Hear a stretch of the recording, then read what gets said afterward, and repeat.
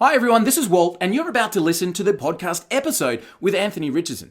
Now, one of the troubles we had with this episode was that the audio and the video kept dropping in and out. I've done my best to edit all of the major cutouts with you, but stick with the podcast, stick with the video, because what Anthony drops in terms of knowledge, he started from nothing, created a business in his garage, has gone on to create a multi-million-dollar company, pivoted to create another multi-million-dollar company. His knowledge is insane. So I know the audio sucks and there's a few dropouts, but stick with it because it's really worth it. And as always, thanks so much for listening and for your loyalty to the program. Make sure you share it around so other people and other entrepreneurs can get that knowledge and help them on their journey as well. This is Anthony. Thank you so much for being with us.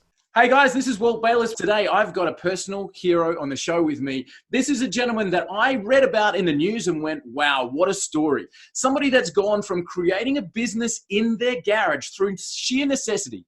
He spent 11 years in the Navy, then went into the Special Forces and now runs a multi-million-dollar company. Now that wasn't enough. He supplies the Pentagon. He supplies some of the biggest armed forces in the world. He's gone from having 20 bucks in the bank to making millions of dollars in a year. And his story is nothing short of an inspiration. It's an absolute pleasure for me to introduce to you Anthony Richardson of Q83 and OzFit Torsion Bars. Anthony, thanks so much for joining us on the show.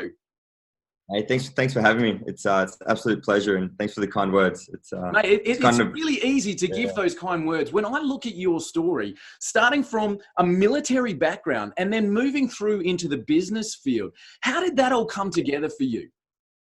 Honestly, the first business I started was when I was 16. So I feel that my grandfather was in the military, so I felt that I was obligated in a way to go to the military, which certainly I loved, honestly, as a kind of 16, 17-year-old learning about, wait, there's a job where I can shoot guns and blow stuff up and get paid? Absolutely. That'd be awesome. So I loved my time there.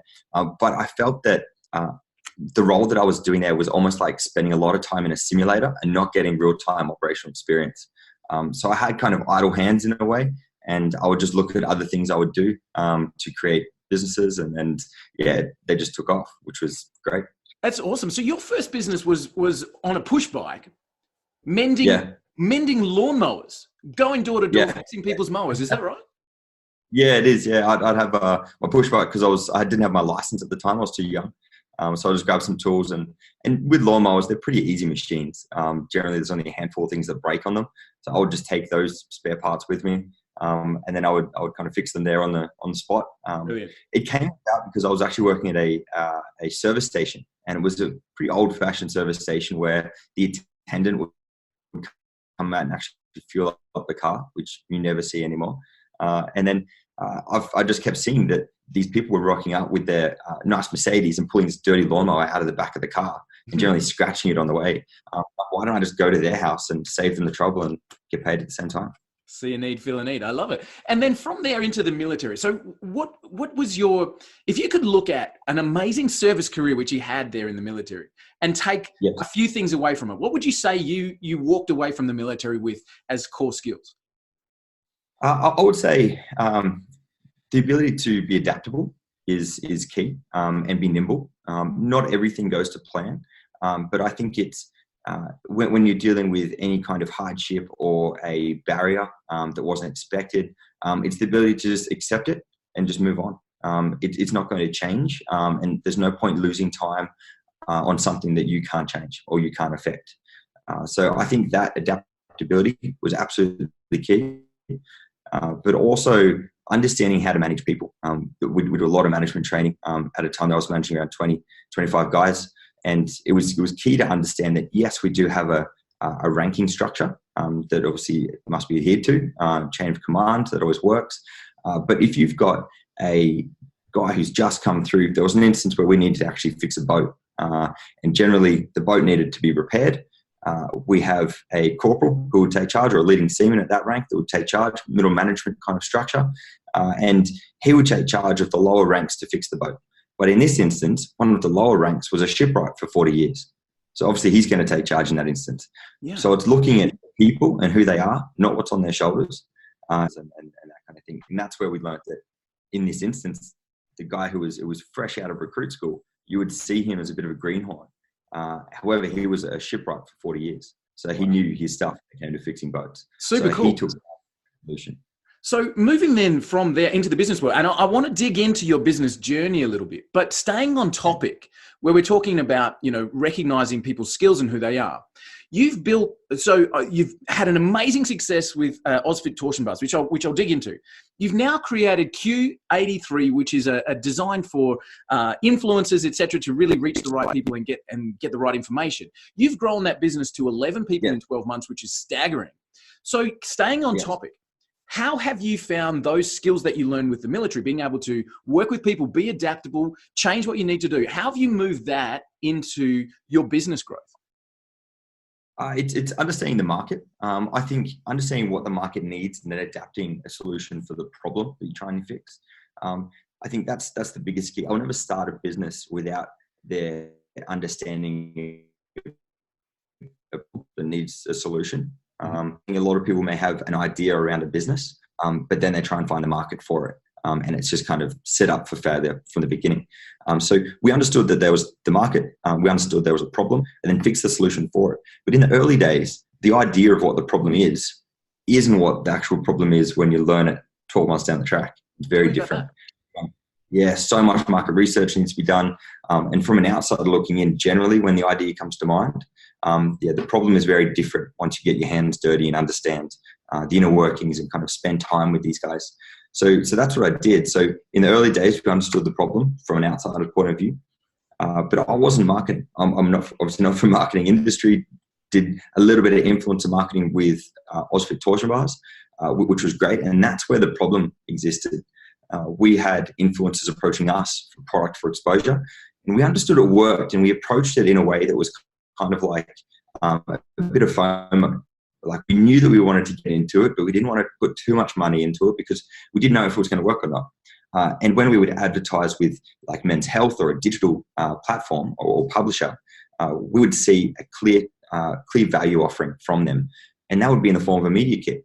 Right. That would tell us who their readership was, what their reach was, demographics, and a clear rate card. But I feel that was missing from the influencer space. It was almost like a Wild West there. Like it's, hey, you've got a couple of thousand people that follow you on Instagram, and suddenly, you're reaching out to some of the biggest companies in the world. So you've taken that and you've professionalized it in that Q83 space.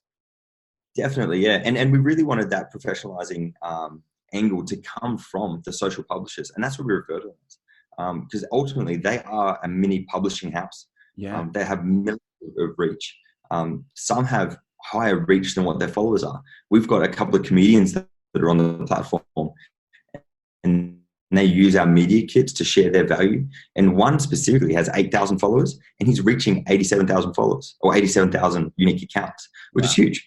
So if you look at the expected outcome you're going to have there, it's going to be well above your expectations, and more likely your KPIs. Unreal. So I'll jump into Q83 in a little bit further detail in just a minute. But coming back to I guess I want to put this in inverted commas. What made you famous was the OzFit torsion bars. Now this, as a business idea, started in your garage. So you've done the special ops training. You've been punished on the military field in a workout space with these damned heavy bars, and you went, wow, I could really get that into the marketplace. How did you go from that's a great idea to then getting into the Pentagon and actually getting your equipment into the largest naval base in the world? How did that journey happen? I was a combat systems operator, mine warfare in the Navy. So that's not a special forces role, but I was training for a special forces role.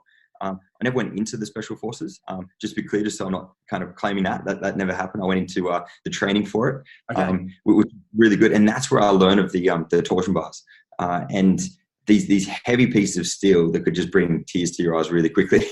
And in that journey, I decided, you know what, I'm 25 at the time. This isn't for me. I might come back in a little while. And I decided to take a gap year, and I created the torsion bars, took them back to the Navy. And the issues that we had on the training on the quarter deck of the ship was that the equipment would rust really quickly. As the ship is rolling around, the equipment's rolling with it, and you've kind of got to dodge it before it goes over the side. So I designed it so it doesn't rust and doesn't roll. took a couple of samples back to the Navy, and they said, these are awesome. Let's do a trial. So we did. We put 30 torsion bars onto a frigate that went over to the Middle East for 6 months, and they loved it. They came back. We fit out the fleet now in Australia, and fit out all the bases, which is great. And then I have a friend in the US, and I said, look, I want to do a bit of a tour in the US. I want to kind of start to enter that market and put my toe in the water. And he's like, well, I've got a contact at the Pentagon if you want to work out there. And I'm like, it'd be amazing. It'd be like a kid in a candy store pretty much. Yeah, definitely. And it was great. So I went there, did a workout. The guys loved it. And then we went down to Norfolk Navy Base, which is obviously down in Virginia. And that was perfect. We went down there and had a look, did a workout as well. They picked up some gear as well. And it was great. And only recently, we've actually just released a new piece of equipment, which is actually the first, it's the first iteration of the torsion bar we've ever released, which is pretty exciting. And it's an M4 weapon simulator. So it's for fitness. Obviously, if you're running as a soldier, as a sailor even, you need to mimic carrying a 4-kilo weapon for a long time. So we created these weapon sims, and we've actually just released those with the Marines, which is really exciting. Yeah. I love it, mate. And following your journey, as I said, I was absolutely inspired as an entrepreneur myself by your journey and what it took to go from those humble beginnings. One of the things I loved on your Instagram was that first post where you were flying business class. So you've gone from, barely having $20 in your pocket to literally making millions. Can you, Anthony, give me a brag moment? Can you remember the day or, the scenario when you opened the email or whether it came in hard mail or however it came to you, when you had that order that just blew the roof off with OzFit torsion bars? Yeah, absolutely. So it was, I'd say it was probably with the Aussie military, honestly, because when we did that trial, and it was 6 months. There's a lot of hard work going into that trial. So those prototypes I took to them, they were kind of unfinished. There was 3 of them. It took me about a month to make. And the premises of the trial was we need 30 torsion bars in 10 days. So I'm like, shit, how am I going to do that? Took you 3 months to make 3. Okay, cool. I got it all done. Didn't have a lot of sleep. yeah. So I got it all done, which was, yeah, exactly. And so I think that was definitely when the trial was a success, and they were in the tender, they were in the contracting, and they're like, all right, cool, let's start looking at how many ships there are, what the quantities are per ship, and just looking at the numbers that are associated in the cost of that. And they're still saving money at the end of the day, it was so win-win. And that's how I like to work. But when we received that, that was very much like a bit of an eye-opener, going from the garage, setting up mass production, all that kind of stuff. But yeah, what's the you've frozen there, mate. So I'm going to jump in with a question, and I hope I'm not cutting you off. And we've got a bit of a dodgy internet connection here, so hopefully we can pick that back up. If you can still hear me, Anthony, what's the volume now? You got your back, cool. So what's the volume now? You went from doing, it took you 3 months to make your first 3. What kind of volume are you doing now monthly, either in kilograms of steel or in, sheer numbers of bars that you're selling? Like, how many are you doing in a month now?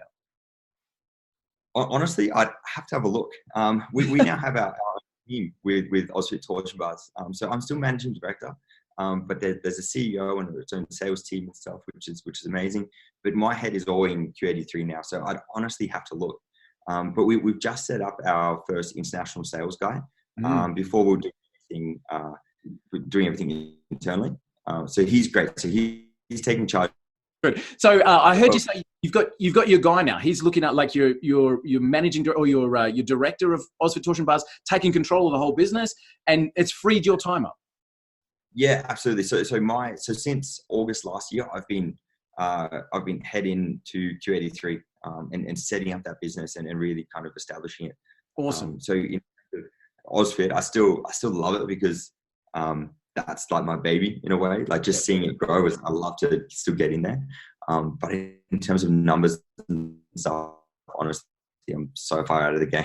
No, that's cool. So I just get the reports every now and then. Let's transition into where your head's at with Q83 then. So let me finish off with OzFit torsion bars and just say one of the things I loved about the concept, and this is just from a personal point of view, is I saw a picture where you had all of these torsion bars ranked from, I think it was 2 kilos up to 25 kilos in the back of a hatchback. You know, a back of a little wagon where a personal trainer can have a whole range of bars and can go and do a class and fit all of their equipment in such a small space. I loved it. So I think there's a massive market still there for you. So that's amazing. I'm super happy for you. And I think that the growth through the States and through the UK and through Europe is going to see you in many more business class flights. That's awesome. Yeah. Let's transition into Q83 because from our listeners, most of our people, Anthony, they're entrepreneurs. Maybe they're a year or two in, or maybe they're just getting started. They've got that kind of idea and they want to transition from working for someone else into their new environment, or, you know, they're driven, they're salespeople, they're achievement focused. So with Q83, what's fascinating for me is that you've been able to take this concept, again, you've seen an idea and you've grown that into, you know, an 11-person company in 12 months. What were the lessons that you learned with your first business that were able to then help you start Q83 with such a massive push forward? The first would be absolutely understanding the problem in the market. Yeah. There are two things I really want to get a grip on before I put a dollar into anything. I think that's really important. So I actually sat down and thought about Q83 6 months before I started looking into it again. Yeah. Mainly because I saw the problem. It was affecting me and the way that we OzFit used influencers. And then I went to my finance director and I'm like, hey, I'm thinking about doing this. And he's like, how about no? Because we've got this other business that's going really well and taking up a lot of time. And I'm like, good point. So we thought about it a little bit more. And I was actually in LA with OzFit and I was sitting down at a cafe and it just kept coming back to me. And I'm like, nah, you got to do it. So I did a bit of a feasibility document on it. And pushed it through to him and said, look, this is what I want to do. I think we have to do it and the time is now. If we wait, we're going to regret it. And he's like, all right, let's do it. So that was definitely the start, but understanding the not jumping into it. Yeah. I think before, because I was a PT and I could actually see where the torsion bars would fit into my day-to-day life, it was very easy to jump into that wholeheartedly. Yeah. But going into a market or going into an industry that I had no idea about, I could just see it on the buy side and how that was affecting me and my trust in investing into the channel. So I could see it, but I didn't fully understand it. So I really need to take the time to fully understand what I was getting into. That was absolutely. That was the answer that you gave before, we understanding that market. But one of the things that you said was really interesting for me was that the problem you thought the market had is very different than the problem you find the market has now 12 months in. So like I guess in the business terms, they're calling this a pivot where we've started with one particular direction and we've ended up going based on market feedback into a completely different direction. Was that a sudden change for you? Were you sitting around and going, hey, hang on a second, we need to do this? Or was it a gradual movement across to a different direction? It was a gradual movement. We could see that what Q83 does essentially allows the influencer or the social public to share that value.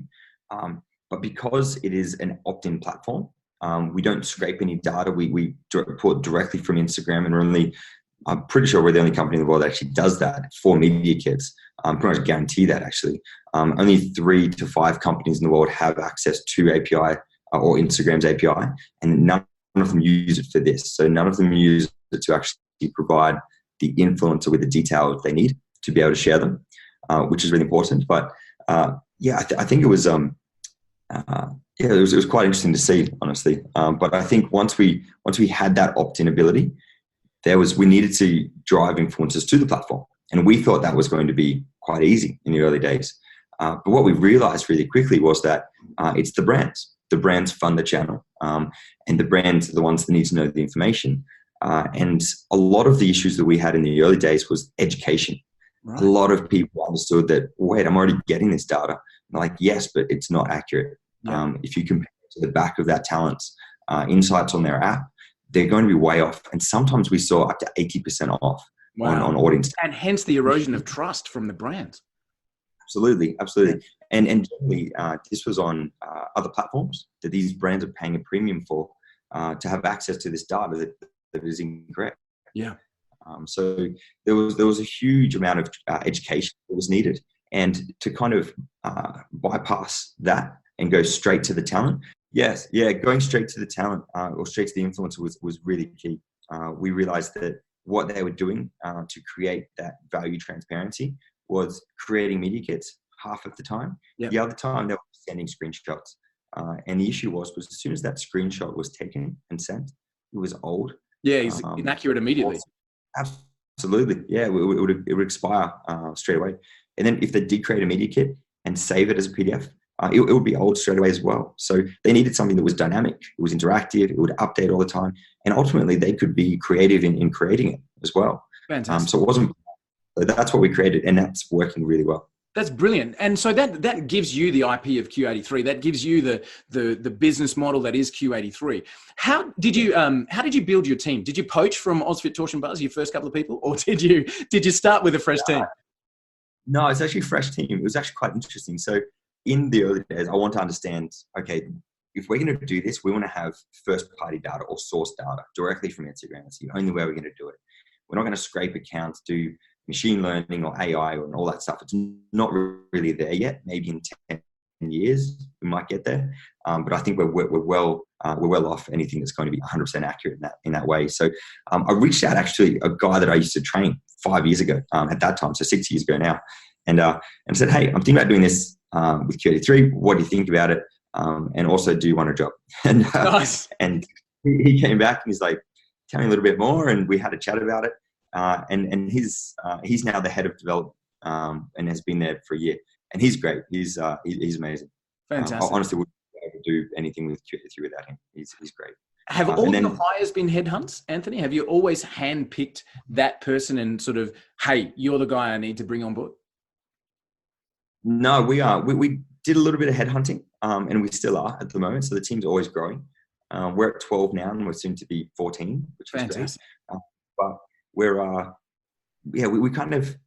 we would look on platforms. We'd go to networking events at universities for junior developers and see who stood out, have a chat to them. I don't hire people on their qualifications, honestly. I hire them on their ability to do the job, their work ethic, their passion. I think that they're the things that you can't train. You can send somebody on a course and get a qualification. That's easy. But like Jeremy, head of dev, he has no formal qualifications in development. He's self-taught, and he's our marketing manager was one of our BDMs. The marketing manager we did hire didn't work out. We just was useless. So we got in. He's like, well, I can fit the role, and I'm like, sure, why not? Jump in. And honestly, when it comes to design and marketing strategy, he's the best I've ever seen. He's great, but he has no formal qualifications in marketing, which is interesting. So, so we just look to who can do the job and who has that passion and the drive, and give them a shot. So cool. So did you start as a typical founder doing everything yourself, and then those people have taken those roles off your shoulders, and you find yourself in a higher level management role now? Is that kind of where you find your day? Yeah. So I bootstrapped Ozfit Torsion Buzz. Yeah. And then when it came to Q83, we realized the time it would take to get the product where it needed to be, we couldn't bootstrap it. Definitely not. Because in tech, we need to build it, we need to test it, and then we need to market it. And it's a lot of money. So we actually raised 1.4 Aussie to do it. And it was good. So we hired everybody in the early days, but we had a small team of only myself, shared finance director with Ozfit, shared marketing at the time, and then just one salesperson. That was it. And Jeremy, the head of dev. And then we went into just growing out the team, understanding the direction we're going to go and where we really needed human interaction. Ultimately, we're a SaaS platform. So we just wanted people to land on the website, understand the value it adds and what we do, and the whole process to be very intuitive. We love the people that use our platform, but we don't want to necessarily meet them to onboard them. Yeah, sure. The model. So so that was generally the way we took it. But it's kind of, I couldn't have done it all by myself in the early days like I did with Ozfit. Yeah, definitely. I can see the different needs, and of course having that starting point from Ozfit and that success to be able to raise that capital would have been a great help to say, look, here's what I've done, here's what I want to do, and flow that model forward. So what's an average day look like for you now, Anthony? Like what's a day in the life of a managing director of 2 companies and an incredible Australian. Honestly, a lot of meetings, loads of meetings. Yeah, right. Which is good, but I started to take out no meetings on Tuesdays and Thursdays, which has been pretty good. And I think that's definitely really important, because I found that I was just doing meeting after meeting after meeting, and they were really good, but the follow-ups was just no time to do the emails and the little things. But I think it's really important to kind of be there in the office with the team, and having fun at the same time. So generally, like I wake up whenever I need to. I don't have a set routine in that. If I work back late because I'm really motivated, my head's in the right space, I'm just smashing out good quality work, then I'll stay there. And my fiance is really supportive. I think that's really important. If it's 7 o'clock at night and I'm like, she asks me when I'm going to be home, I'm like, look, honestly, not anytime soon. I'll see you tomorrow. She's like, no problem, easy. She gets it. But at the time, if it's a Monday and she has the day off, I'll take the day off and spend it with her. And that's the way I treat. We're very linear in our I guess chain of command at work. It's very much we work to task orientated outcomes. So if it's Monday and it's 40 degrees, go to the beach. I don't care. As long as it comes down to the end of the task or end of the deadline, all the tasks are complete, our sprint is complete, everything's tested and working, everyone's happy. It works really well. So I think that in terms of my routine and my team's routine, I think they're actually pretty much the same. It just changes depending on what the day demands. Yeah, cool. I love that. And I think that's a lot of the reason that entrepreneurs start down that path is for the freedom. And so many people that I speak to certainly end up trading that away in those first couple of years. And it's fantastic to hear that you have that sprint. And I know you're using that in a dev term because I run a software company as well. So I know you're using that in a dev term. But, from a business perspective, if we take it as a sprint, like let's all just get this done, bang, bang, bang, hit some targets. And then let's have a recovery. Let's take a day off. Let's go to the beach. Like that ability to sprint and pull back and sprint and pull back gives the lifestyle and a bit of a balance that I think a lot of people are missing. Definitely. And I think that that works in every aspect of life, really, doesn't it? Like even when you look at like fitness, people are happy. They know they'll commit to something and they're happy to go 100% at it. As long as they've got that kind of end date, they're like, okay, I get to relax on this day. I'll be happy to then. And that's what they work towards. So they're happy to go kind of really hard at something and they know it's going to end, which I think is really important. But I think that drives really positive outcomes. I think definitely. If you give that structure. We had a guest on the podcast, an Olympic middle distance runner, Nick Simmons, and he said something interesting about the sprint and achieving, like getting across the line. And he was saying at the end of a marathon, so you've run, 42 kilometers, and you're looking at that and going, I have 10 more meters, and after that 10 meters, I'm dead. Like you're literally exhausted at that point. What Nick said was, from a physiological point of view, what was really fascinating was even at that absolute point of exhaustion, science has shown us that we have only used 16% of our total capacity. Yeah, wow. Yep. So like the concept, and I guess I'm putting that back to you, the concept of having that incredible sprint, let's put everything in and just do it until it's done. And we as human beings, we never realize how much we can actually do. If we just have that deadline and keep pushing it forward. It's so true. And it's one of those things where you think, like whenever you go for a run, and I think obviously a lot of your listeners are probably active and they go for a run and you get that spot where, okay, I'm exhausted. I'm going to stop at this tree or at this traffic light, or I'm going to stop here, or I can't go any further. And then you kind of go back to your mind and say, well, why not? How about I go to the next one? And you look down, your legs are still moving. Your mind is just in this battle of saying, no, give up. No, that's right. I think it's crazy. And, but your legs don't stop. I've often said to people, you're stronger than you can ever believe. Like if you have that, I'm going to stop at that tree. But if that was deleted, if that was eliminated and I'm going to stop at the end, then you will get there. And I say to people, you're stronger than you can possibly believe. And at the same time, you're weaker than you can possibly imagine. In other words, you need a hand, you need help, you need people around you, you need, mentors and materials to be able to I guess pad you from everything that's going to be bouncing you around left and right. Do you have a business mentor, Anthony? Do you have like I guess traditional mentorship role, or do you follow certain people for your own guidance? Honestly, my finance director, Tony, he's got a wealth of experience in everything. So Tony's my uncle as well. So he's unbelievable. He spent I guess, an accountant by trade, but he was raising funds for mines. He's done a wealth of experience in multiple different industries. And anything where I'm unsure, I lean on him, and he gives some great advice. We're very much kind of yin and yang, so we work well together, and it's a really good connection, which is great. So I'm generally very optimistic around things, and he's very realistic, which is great. So we kind of equal each other out. The accelerator and the brake. Absolutely. Yeah, it works really well. Yeah, really cool. Really good discussions, not arguments, which is great. I don't think we've ever had an argument. And we've been working together for 8 years now, which is really good.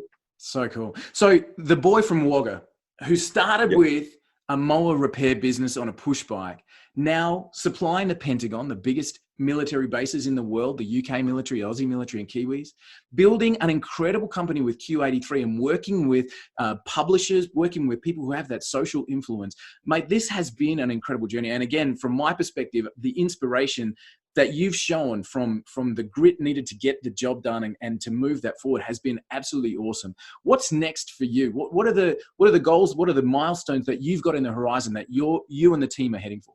Honestly, it's to get Q83 to profitability. A lot of people will say, and I've listened to a few tech companies a lot of podcasts where the people on there say it's a tech company and we're not designed to be profitable. And I'm like, wait, what? What are you Doesn't make any sense. Yeah, exactly. It's pretty crazy.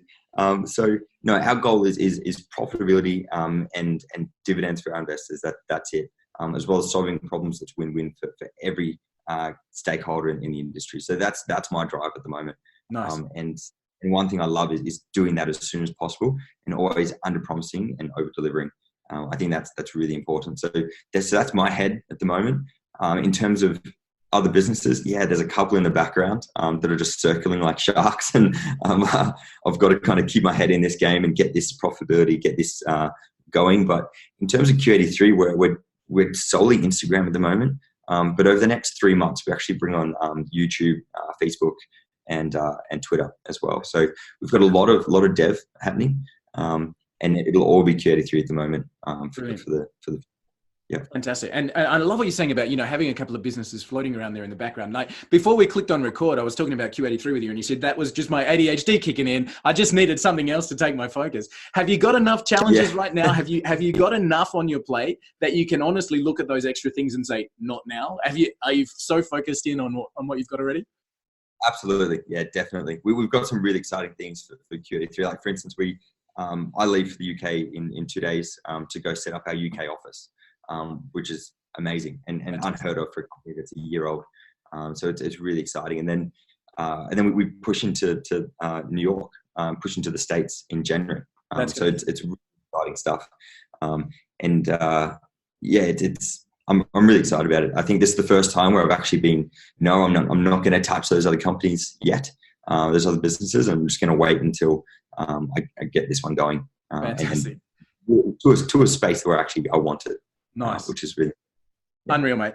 Anthony, again, I'm so grateful for your time and so respectful I'm sorry for our connection issues here, but we'll make sure that we get those edited out as we're moving forward.